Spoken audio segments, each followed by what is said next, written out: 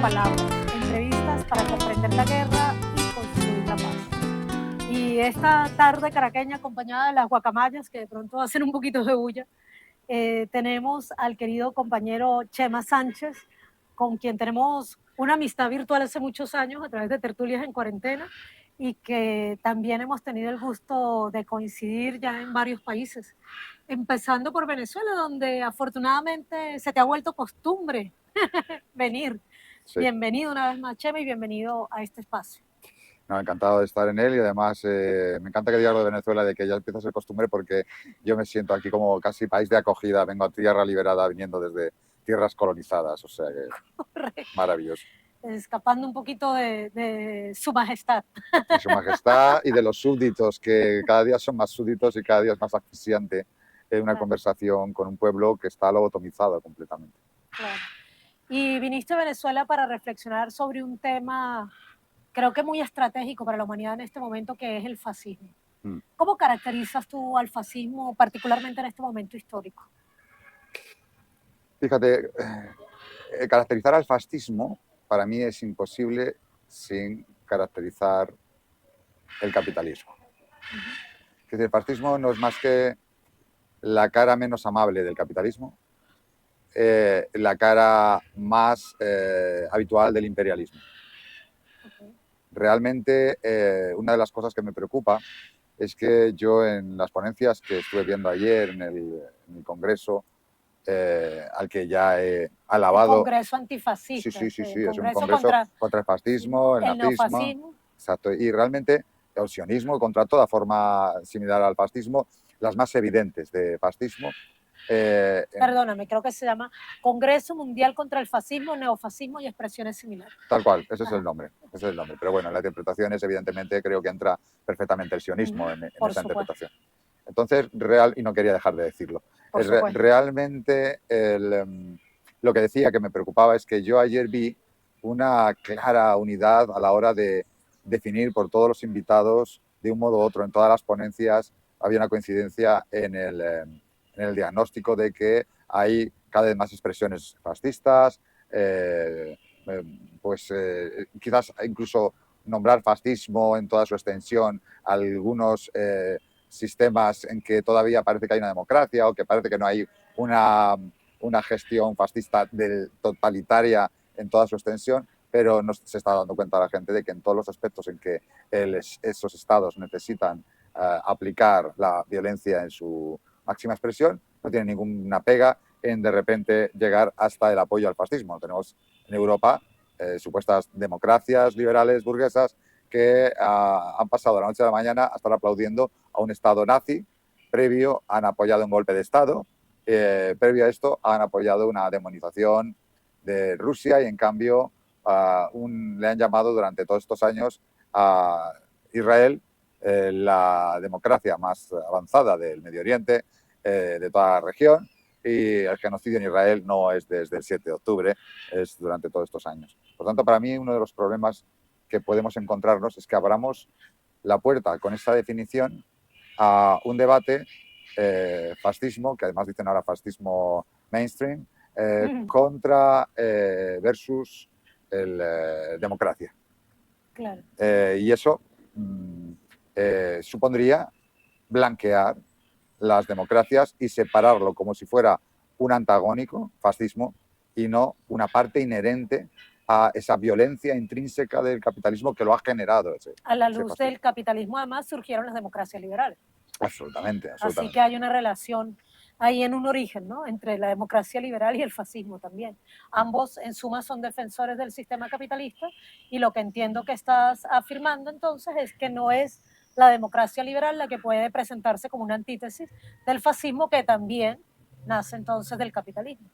¿Es así? Así es. El otro día yo escribí unas notas en las que intentaba expresar de cara a una ponencia posible, que luego por toda la cantidad de ponencias no pudo ser, pero intentaba expresar que vamos a enfrentarnos al fascismo para recuperar las estructuras democráticas que nos han venido dadas y que han degenerado, era como decir que estábamos antes en democracia y que había que recuperar la democracia y negar que ese fascismo no había nacido de la nada. Efectivamente, categorizar esta enfermedad como algo que no he provocado yo, lo separa de mí, lo aísla de Claro. mí. Y entonces el diagnóstico es errado. Tú puedes explicar todas las características, poner los síntomas, definir en qué se parece más al fascismo de entreguerras o al fascismo de ahora. Pero que hay unos medios, por eso le llaman fascismo mainstream, porque hay unos medios también actualizados para provocar la ocupación de esas corrientes fascistas con más rapidez. Pero lo que hay es un contexto, lo que hay es un hábitat maravilloso para el fascismo. ¿Cuál es? La absoluta decadencia del imperio, de sus democracias cipayas, subsidiarias, y por tanto la caída en picado del estatus, de la dignidad de los pueblos que tienen bajo su órbita. Y eso supone que tienen que ofrecer de modo populista cambios que no son otra cosa que, ya lo sabemos, aparición de populistas diciendo te ofrezco un cambio y luego no ofrecerlo, era algo que ya nos ocurría en las democracias en esa alternancia entre el bien y el mal, la derecha, la izquierda, pero ahora entonces como eso ya no engaña a nadie, generan un poco más de derechas populistas que dicen vamos a romper el sistema, porque esas izquierdas que decían que iban a romper el sistema ya no las cree nadie. Entonces es simplemente un cambio de roles que ahora es más necesario para el imperialismo, puesto que en esa decadencia necesita imponerse con más violencia si cabe. Pero yo, la violencia fascista, ¿dónde empieza? Yo te diré dónde empieza para mí. Para mí ya empieza esa violencia fascista cuando tienes a gente en mi país, en España, buscando comida en contenedores, con más de un 30% de riesgo de exclusión y pobreza, con niños que no comen como mucho una vez al día, con una gran cantidad de situaciones de desahucios. Todas esas cosas es violencia económica contra su población.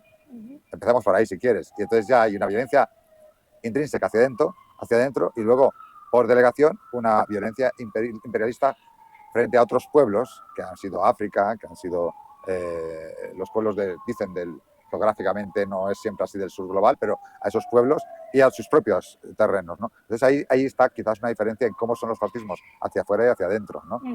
Eso yo creo que sí que ahí podríamos hacer diferencias, pero no hay que olvidarnos cuál es la causa, ¿no? Y la causa va intrínseca al imperialismo también, directamente. O sea, la exacerbación de esa violencia viene porque necesitan imponerla a toda costa, incluso cuando el pueblo es consciente de que aquello es injusto.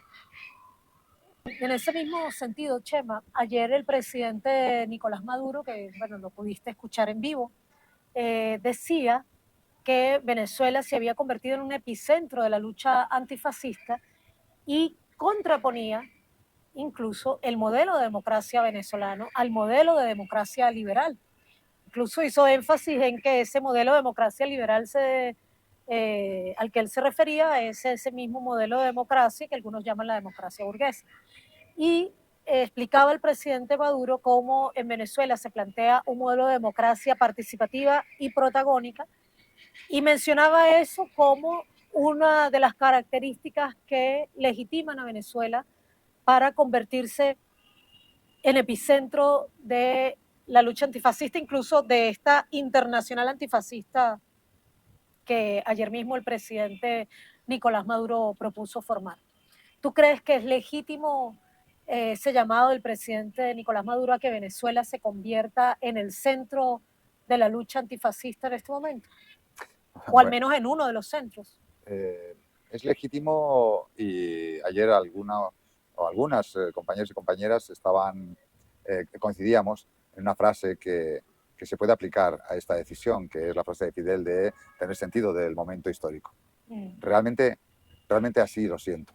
Siento que era como, ostras, qué mejor que convocarnos a todos por una causa común, que yo siempre hablo del eje antiimperialista, pero no deja de ser ahora en la expresión que está teniendo el imperio en todos los pueblos, bajo sus condominios, bajo el hegemón imperialista, todas sus colonias virtuales o físicas se están convirtiendo en una expresión de fascismo brutal, y quizás es mucho más fácil convocar a todo el mundo en esa lucha antifascista. Además, esto me lleva a aquello que decía Fidel también, de, bueno, Xi Jinping y Putin van a salvar a la humanidad del fascismo, solo que igual le llaman democracia. Coincide plenamente esa previsión, ¿no? Supongo ese análisis que hicieron ellos materialista de la situación que se venía, con los conocimientos que les aportaron también Xi y Putin en sus viajes por aquí, tanto a él como a Chávez.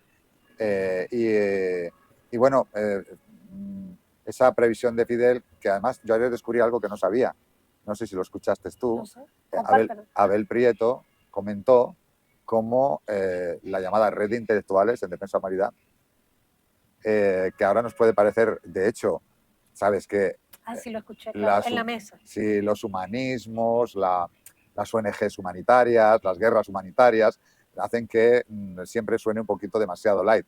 Quizás, fíjate, la red de intelectuales debía haberse llamado al principio la propuesta de Fidel, parece ser que era una especie de frente antifascista mundial. Y entonces, por tanto, en todos los sentidos, Fidel preveía esa aceleración hacia el fascismo. Y de hecho la llamaron Red de Intelectuales, Artistas y Movimientos Sociales en Defensa de la Humanidad, cosa que algunos han olvidado, pero así es el nombre original. Sí, sí, sirve. Bueno, yo en ese sentido creo que si es oportuno, es evidentemente el momento y probablemente el lugar y el día y la hora, que es el 11 de septiembre, el momento que recuerda en toda nuestra América el asesinato de Allende, una revolución que intentó ser a base de ganar en esas urnas y con las reglas de ellos, después de una victoria que había sido por las armas en Cuba, contra la violencia criminal de esos estados pseudo-democráticos,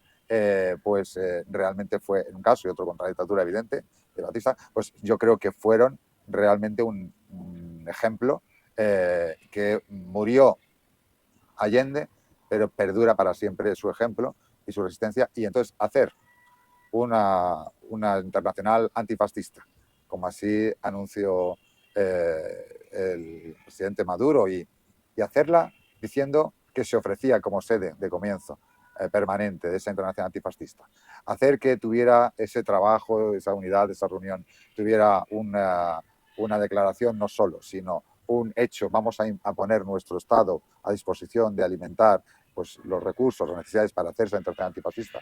Me parece hasta una heroicidad en un pueblo que está asediado, bloqueado, amenazado, una amenaza muy seria que hemos visto no hace nada, y además hacerlo o llamar a Venezuela el centro de esa internacional antifascista, creo que lo admitiría cualquiera. Lo admitiría China, que no está sufriendo esas amenazas, que tiene muy lejos el que nadie pueda hacer fascismo en China, una Rusia que está defendiéndose brutalmente y que también tiene absolutamente lejos, como desde la revolución bolchevique hasta ahora no ha habido ese riesgo de que haya fascismo.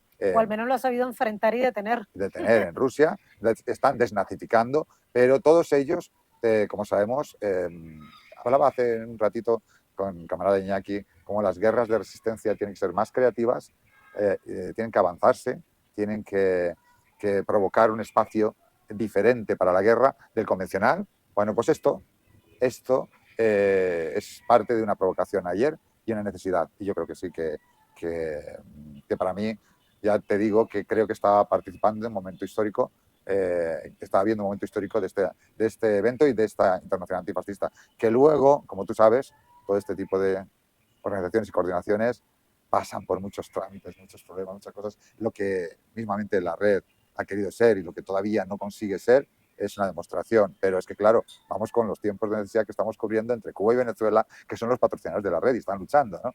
La importancia de todo esto será que concite y concilie muchos más pueblos y estados que apoyen realmente esa internacional antifascista y además que lo hagan con sinceridad, no lavando democracias. Ayer, a propósito de lo que mencionabas del aniversario de la muerte de Salvador Allende y del golpe de Estado en Chile, se hicieron unos minutos de aplausos, los más prolongados fueron dos.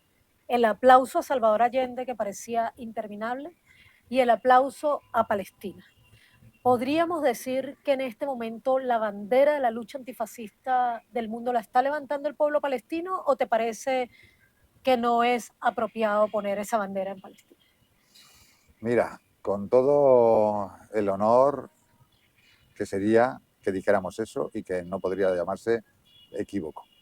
Creo que nos quedaríamos cortos, porque creo que la lucha palestina, como siempre hemos dicho, por ejemplo, con Cuba, ir resistiendo décadas y décadas, igual que Palestina, y decíamos que Cuba, patria es humanidad, y ellos así lo demuestran cada día.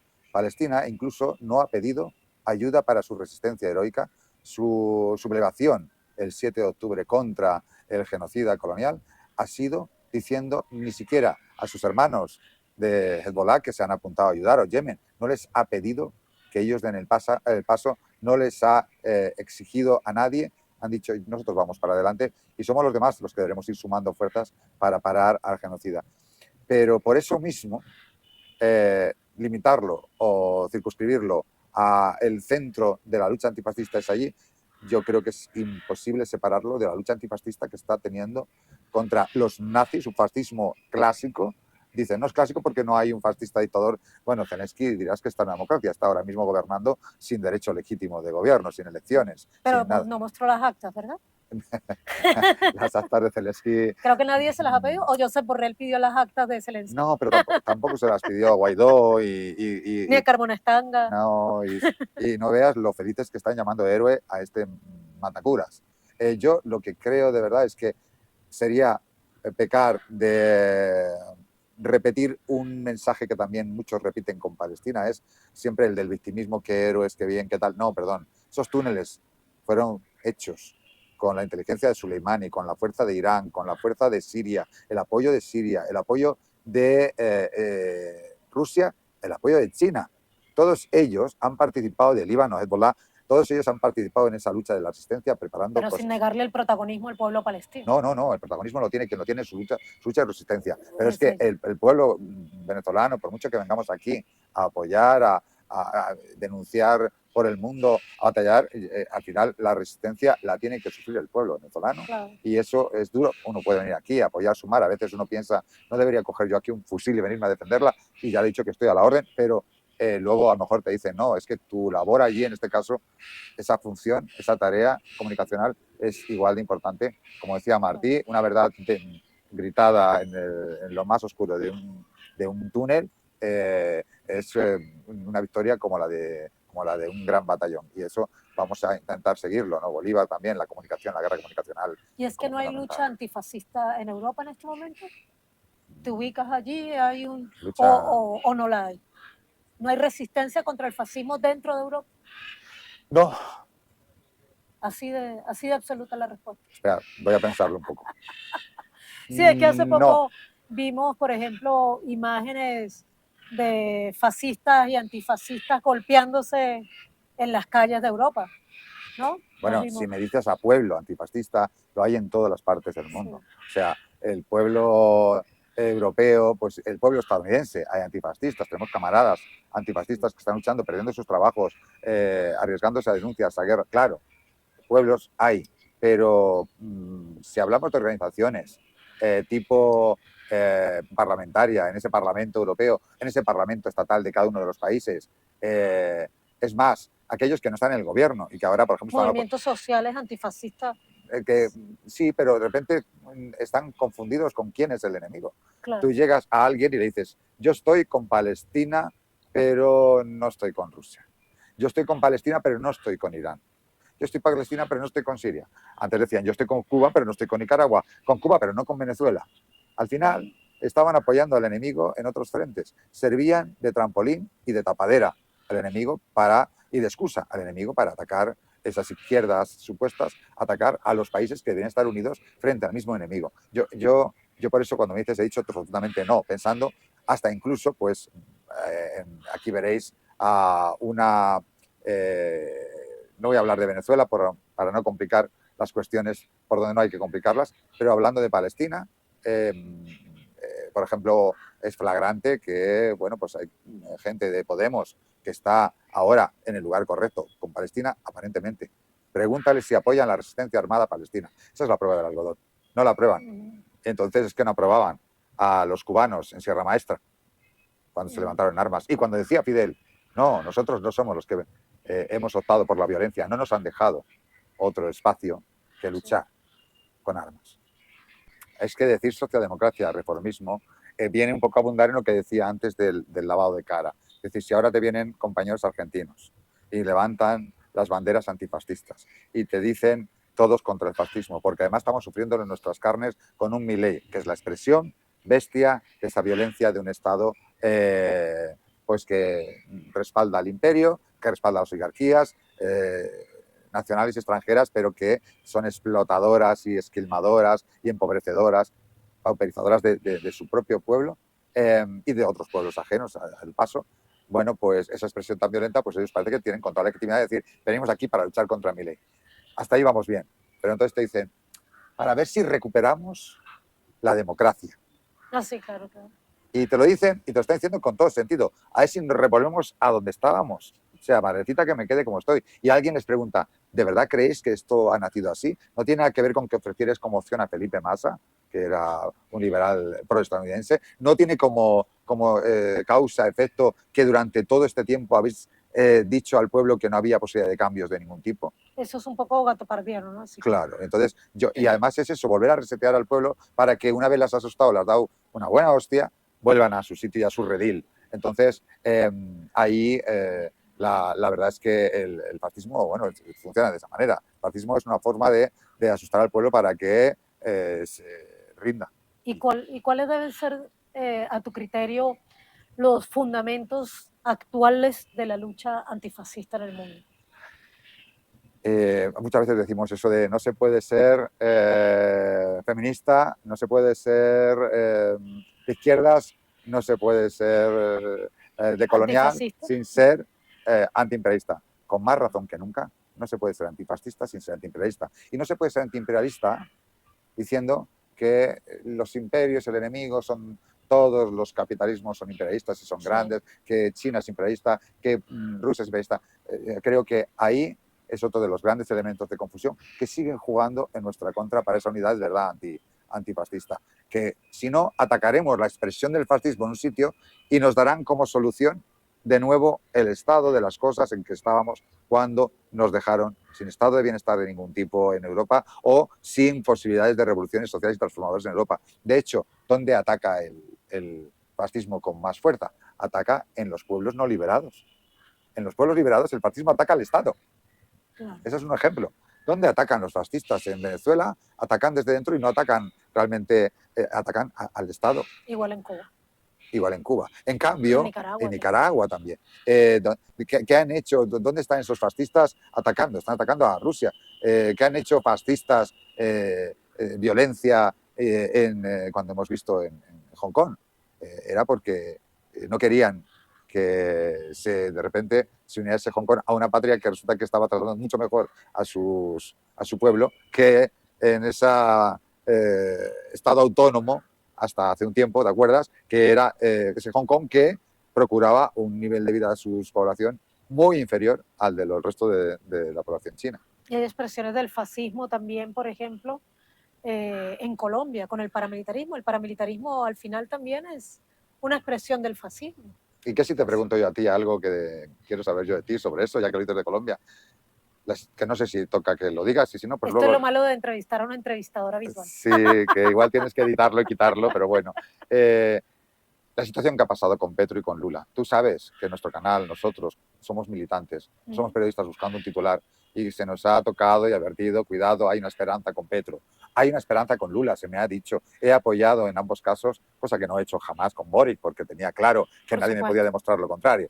Que Boric es el ejemplo fundamental de cómo lavar una democracia diciendo cuidado que viene Kast, cuidado que viene el fascismo, y resulta que con Boric, y aún te dirán siempre, y en las próximas elecciones lo van a decir, lo van a poner a Kast o algo similar, diciendo no querrás que venga un tipo Milei, y todos volverán a decir que hay que votar a Boric, y dirás, o a similares, y dirás, pero bueno, ¿estáis locos o qué? No, lo hacen con el tema de otros países. Entonces, por no liarlo, la pregunta sería esa, ¿en qué sitio de repente se queda alguien como tú que ha militado y luchado? Y sigo, y no sigues, está el tiempo pasado. Sí, no, pero me refiero que has militado y luchado como yo, sabiendo callarte cosas, sabiendo apoyar cosas, con una responsabilidad enorme que se tiene cuando no eres periodista burgués, sino haces comunicación militante. Que no pretendemos ser neutrales. No, periodismo y lucha de clases, Camilo Taufik. Claro. Entonces, cuando haces eso así, ¿en qué situación te encuentras tú ahora cuando ves que esto que está haciendo Petro con tus dos patrias, con la Ujú. venezolana y con la colombiana? Hemos dicho, porque hemos dado varias entrevistas a lo largo de este tiempo, incluso desde que Petro salió en campaña, incluso lo conversamos en tertulias en cuarentena, que Petro representa un gobierno de oportunidad para el pueblo, incluso de oportunidad para los movimientos revolucionarios en Colombia, pero no es un gobierno revolucionario. Y eso creo que siempre lo hemos tenido claro y siempre hay que tenerlo claro. La ventaja que otorga Petro al pueblo es grande porque se trata del primer gobierno que no pertenece ni a la oligarquía ni a los poderes ni obedece a los poderes del narcotráfico y del paramilitarismo. Pero eso no quita que no es antiimperialista, ¿ya? Que no es un revolucionario, que no es un anticapitalista. Incluso tiene valores en los que uno puede coincidir, pero en sus principios obviamente no coincidimos. Entonces creo que siempre hemos tratado de tener esa justa valoración de lo que significa el gobierno de Petro. Para nuestra América además ha sido muy estratégico, logró recuperar, de hecho le dio una altísima prioridad a recuperar las relaciones con Venezuela y en este momento incluso su posición es menos agresiva con Venezuela que la de Lula, tristemente, porque antes se suponía que Lula era más cercano que Petro, pero ciertamente es un gobierno que hemos caracterizado como similar y vinculado al ala progresista del Partido Demócrata, a Bernie Sanders, a Alexandra Ocasio-Cortez, y con esos mismos límites. Por ejemplo, hemos visto un Bernie Sanders que se opone al genocidio en Palestina, pero parece que pretende culpar solamente a Netanyahu. Y como que entonces les sale barato al sionismo sostener una criminalización de Netanyahu cuando sabemos que esta es una política que ha sostenido un proceso genocida y colonialista de décadas, incluso podemos decir de siglos, porque sabemos que nació en el siglo XIX.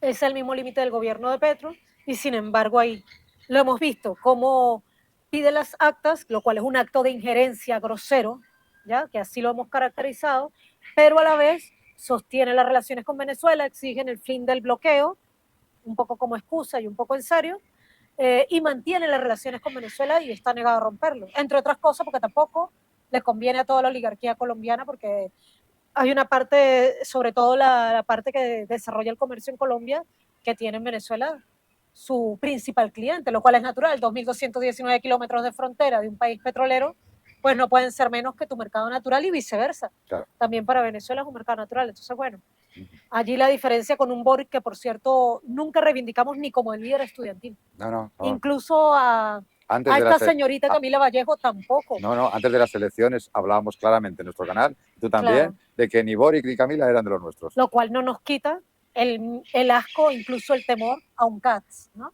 Eso no quita lo otro tampoco. Pero ni Boric ni Camila Vallejo, y tristemente, quienes además hemos sido muy cercanos a las luchas chilenas, quienes amamos a Chile, nos ha dolido en memoria de Gladys Marín lo que está pasando con el Partido Comunista de Chile y cómo muchos de esos miembros del Partido Comunista han sido cómplices del encierro de uno de los representantes más dignos que tiene el Partido Comunista de Chile, que es Daniel Jadwe. De su criminalización también han sido cómplices. Entonces, fíjate, ahí... de verdad no es sencillo valorar todo lo que pasa en nuestra América. Y ahí es donde la necesidad de poner en tela de juicio el modelo de democracia es tan importante y es ahí donde Venezuela continúa teniendo una vanguardia. Si hay algo que nosotros y nosotras, aquí particularmente desde Nuestra América en Palabras, siempre decimos que Venezuela puede, si se puede decir, exportar hacia el resto de Nuestra América, es el pensamiento de Bolívar, que siempre ha sido un pensamiento nuestro americano, y la propuesta en construcción del Estado comunal y su modelo de democracia participativa y protagónica. No, es fundamental, como una onada que nos ofrecía y pedía y exigía Chávez, y que ese es el camino al que hay que ir cuanto más aceleradamente se pueda, mejor. Y con una ayuda que creo que debe venir de los BRICS, de Rusia y China, total, de lanzarse, independientemente si tiene que haber una gresca con Brasil o con quien la tenga que haber, pero tienen que dar ese respaldarazo tienen que dárselo al pueblo venezolano dos cositas justo en lo que estaba diciendo. Un apunte de Chile. Ayer escribí un artículo que te recomendaría leer, muy lindo, Isabel Vilella, en el que hablaba de Chile. En Chile todavía es 11S, todavía Claro. gobiernan los mismos. Y yo dije hoy en una entrevista en Telesur, en España todavía estamos en el 18J, 18 de julio, todavía están gobernando el tardofranquismo y se demuestra, son los mismos poderes fácticos que durante los 40 años de Franco. No ha cambiado eso nada, nadita nada. Es posible que hasta hayamos cambiado los súbditos en cuanto al poder de la monarquía, que estáis simbólicamente haciendo su función total de jerarquía militar, que no es poco, pero realmente es exactamente lo mismo que cuando Franco, solamente que ahora hay, además de un tardofranquismo, hay una monarquía, cosa que ya es gordo, ¿no? Y respecto a los ejemplos que estabas dando, yo te diría que vuelve en la práctica a ocurrir lo que hablábamos en la teoría, es los países que no están fallando con sus pueblos son los antiimperialistas claros. Todos los demás, si te fijas, en el antiimperialismo han caído en más o menos medida. De hecho, de los demás, si tenemos que decir alguno que todavía tiene una expresión que todavía tenemos esperanza de que se recupere y que todavía no se ha recuperado del mazazo, pero está en ello, es Bolivia. Pero los demás países, pero aún así Bolivia, con ese paso cambiado que ha hecho en todo el desarrollo que ha habido, no ha habido un cambio radical de confrontación como el que hubo en Cuba, Nicaragua y Venezuela. Entonces, por tanto, el eje antiimperialista es demostrativo de dónde estás y con quién estás y hasta qué punto puedes controlar tú ese intervencionismo yanqui que te lleva directamente a vender a tu pueblo, a tu tierra. Un proceso que además también se está desarrollando en Honduras y que también viene avanzando lentamente en México, pero que... Honduras es otra expresión de recuperación después de un golpe, pero claro, con la mayor base militar que te puedas encontrar, un país pequeñito con todo en su contra, en una América Central, en una América, en esa zona de Caribe que parece que tenéis esa fuerza de revolución, da igual si era pequeña como Granada, o si es Nicaragua, que es pequeña, o si es poderosa como Venezuela, se encuentra un germen de revolución ahí bolivariana. Y yo me alegré mucho cuando se recuperó de algún modo, después del golpe a Celaya, vino esta recuperación de cierto nivel de poder, pero ya vemos, en cuanto ha estado metiendo realmente decisiones valientes y transformadoras, están volviendo a amenazarla a lo bruto con un golpe, ¿no? Y aprovechando estos tiempos, que sabemos que bien difíciles para, tú dices, nuestra América en palabras va a tener mucha tarea, mucha faena, porque el imperio caerá, perderá África incluso, Europa la dejará como pauperizada y dependiente de ellos, y hasta que se liberen los pueblos de Europa le pasará como a Estados Unidos, será un estado más de Estados Unidos que tendremos que liberarnos con alguna ventaja por estar al otro lado del Atlántico y tener más cerca otros pueblos liberados. Pero no cabe duda que en nuestra América no podemos dejar crecer el cáncer, que se eliminen ninguno de esos tres países. Son para mí los tres países, los tres, Cuba, Venezuela, Nicaragua, tres países vitales para que el eje antiimperialista, para que ese nuevo centro civilizador del mundo asiático, que volará con las alas de África y América Latina, y lo de América Latina esa ala, o si no se quedará cojo de un ala y por tanto caerá, será principal que los sostenga, como sea, a cambio de nada. O sea, para ellos es vital que siga existiendo Venezuela, Cuba y Nicaragua y estén fuertes, porque si no el imperio crecerá lo suficiente en este lado del mundo como para volver con ganas de asesinar al resto. Y hablando de Estados Unidos, ese país que cada vez se ve más al borde de una guerra civil, parece que el mayor temor de Trump es que Estados Unidos se convierta en una Venezuela con esteroides. Eso dijo.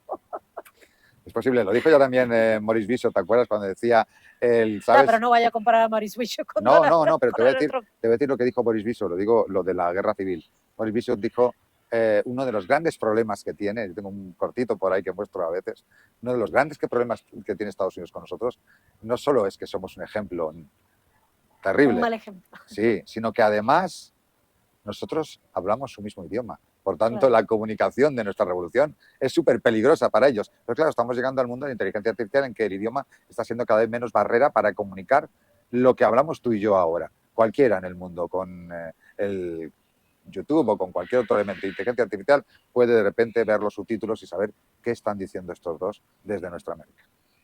Bueno, gracias por recordar a Maurice Bishop. un héroe de nuestra América también aquí. Para terminar, Chema, Sí, debes tú, terminar porque si no será tertulias en cuarentena y en sí vez que de Feria son de América, 6 horas, ya no sí, será nuestra América en será palabras. nuestra América. Ya tú atentaste contra el nombre, porque el nombre es Entrevistas para comprender la guerra y construir la paz, lo cual preestablece cierta jerarquía, entrevistadora, entrevistado, pero ya tú lo volteaste al revés, no importa, eres subversivo. ahora se llamará Diálogos para comprender la guerra y construir la paz. Apúntatelo, es bueno. Muy bien. Te quería preguntar si realmente crees que en esta crisis del capitalismo, en la que el fascismo parece expandirse, las luchas antifascistas tengan probabilidades reales de victoria. ¿Dónde has dicho que tendrían posibilidades de victoria? En el mundo. En el mundo. Solamente en esa bolita que es el mundo. Vale. Si hablamos del mundo como suelen hablarlo Occidente, que es Occidente, Ya. pero si hablamos en el mundo con ese mundo mundial antiimperial, Occidente dice que es más que el mundo, porque a nosotros aquí nos enseñan historia universal y es la historia de Occidente. O sea, es más que el mundo, es el universo. Bueno, pues en el otro universo paralelo que ellos no saben que existe, que es el eje antiimperialista global, mundial, en esos BRICS que están creciendo a la bestia, creo que ahora decía Putin que hay 30 y tantos países en cola para querer entrar en el BRICS y se va a celebrar en sede rusa dentro de nada, en Kazán creo que era, ¿no? Se va a celebrar... BRICS que comienza con B de Brasil. No me preocupa en lo absoluto porque está claro, y lo estamos viendo todos, que Brasil no ha pintado mucho a la hora de tomar decisiones importantes de los BRICS en su ampliación o de las relaciones de BRICS o del nuevo Banco de Desarrollo o de todos los elementos que están haciendo de seguridad de ellos en Asia. Y entonces, y hay otra cosa, BRICS se vendía, hasta ahora lo hemos visto durante toda su preexistencia, digo preexistencia realmente desde ahora, su preexistencia era como una organización económica de intereses comunes, punto. Ideológicamente nada. Y yo creo que, aunque sean diferentes ideologías, en este momento todas ellas confluyen en el eje antiimperialista de soberanía e independencia y de reconocimiento del otro como parte de la humanidad, del otro pueblo como parte de la humanidad. Lo ha hecho Xi Jinping en su conferencia con los africanos este mes, lo está haciendo Putin y Rusia, lo están haciendo en sus encuentros económicos del Asia, y todo ello está conformando una esperanza impresionante. Yo, de hecho, creo que cualquiera antes, que por muy antiimperialista que fuera, hace 4 o 5 años, veíamos como que luchábamos con la generosidad que debe luchar el militante, que no es para llegar a ver tú el éxito de la revolución. Sin egoísmo histórico. Sin egoísmo histórico. Como una cuestión de lucha para las futuras generaciones, que ni siquiera para las futuras generaciones que tú tienes, tus hijos, sino más allá. Y en este momento creo que casi todos los analistas, grandes analistas, incluso dicen directamente, bueno, yo no sé si tardará 2, yo no le veo 5 años a que acabe lo de la hegemonía de imperio, bueno, un poquito más, pero por ejemplo... La del dólar, por lo menos. Por la del dólar, menos me lo fían. Para el fin de Israel, que eso podía parecer algo imposible, hay que hablar de 2 estados y todas estas miserias. No, realmente, en realidad, se habla de la decolonización total y el fin de Israel. Tú sabes lo que supone que no esté ahí Israel y que no esté el dólar funcionando. Supone una liberación total de muchos países, no de Europa, que esa tiene que pedir cola para después, pero realmente, en ese sentido, la esperanza es brutal en el global, en el mundo, de esta lucha antifascista. Estamos, por eso, en un punto de inflexión global, el que nosotros nos convirtamos en este otro lado, que va a ser uno de los que va a tener que luchar por esa liberación antifascista, cuando el otro ya está encauzado mucho más de lo que creemos, sin hablar de que no haya posibilidad de una guerra, de muchos millones de muertos. Todo eso está en el haber del imperio posible, pero en este lado sabemos seguro que va a ser la batalla final, porque la de Europa va a ser... Este lado va a ser la batalla final. Por tanto, que sea aquí el centro mundial del antifascismo, es como decir, es la meta final del antiimperialismo, la liberación de nuestra América. Querido, te agradezco mucho entonces este diálogo para comprender la guerra y construir la paz. Querido compañero Chema Sánchez, les invitamos a revisar además su página web antiimperialistas.com y a seguir a Chema y a su equipo, a sus compañeros y compañeras, entre las cuales honrosamente nos contamos en las interesantísimas y nunca cortas tertulias en cuarentena. Siempre son tertulias distendidas y dialogantes. Muchísimas gracias, Chema. Gracias a ustedes por acompañarnos en una entrevista más de Nuestra América en Palabras. Gracias a ti y además, si todo el mundo ha visto cierta complicidad entre María Fernanda Barreto y yo, es que es verdad, es la complicidad militante de unos cuantos años. Sí. Y ella aquí se la ve muy, Más juiciosita. muy amable, muy juiciosita, pero tiene muy mala hostia, ¿eh? Bueno, Vamos, ya está. vamos a crear fama de Que lo brava. sepa todo el mundo. No siempre hay tanta complicidad, ¿eh? Bueno, un abrazo. Muchas Abrazo gracias, enorme, Pedro. gracias. Siempre bienvenido.